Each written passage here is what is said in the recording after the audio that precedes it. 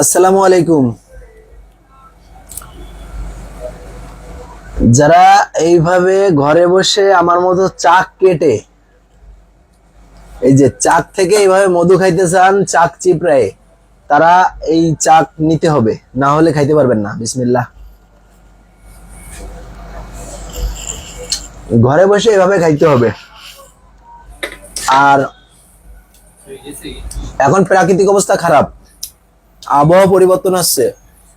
বারবার ডাক্তারের কাছে না গিয়ে ঠান্ডার জন্য মধু ঘরে রাখেন। ঘরে রেখে যখন মধু খাবেন, অবশ্যই ঠান্ডার সমস্যাগুলো কম আসবে।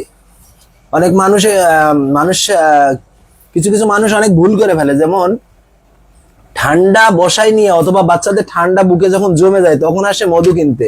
তখন কিন্তু মধুতে উপকার হবে না, তখন ওষুধ খেতে হবে। কিন্তু আপনি যদি নিয়মিত বাসায় মধু রাখেন, আপনার বাচ্চা যদি মধু খাইতে অভ্যস্ত হয়ে যায়, তখন কিন্তু আপনার ঠান্ডার সমস্যাটা আর হবে না। এই ভুলগুলো না করে বাসায় নিয়মিত মধু রাখার চেষ্টা করেন। আর এভাবে প্রাকৃতিক চাকের মধু যদি আপনার প্রয়োজন হয় আমাদের কাছ থেকে নিতে পারেন। আপনি যদি আমাদের কাছ থেকে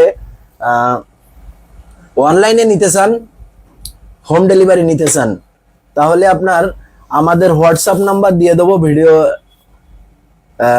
লিঙ্ক কমেন্ট বক্সে দিয়ে দেবো, সেখান থেকে নিয়ে নেবেন। আর যদি আপনি আমাদের ঘরে এসে নিতে চান, এই ধরনের চাকগুলো নিতে চান, চাক সহ মধু নিতে চান, তাহলে আমাদের কাছে চলে আসবেন, ইনশাল্লাহ পিওর পাবেন। আসসালামু আলাইকুম।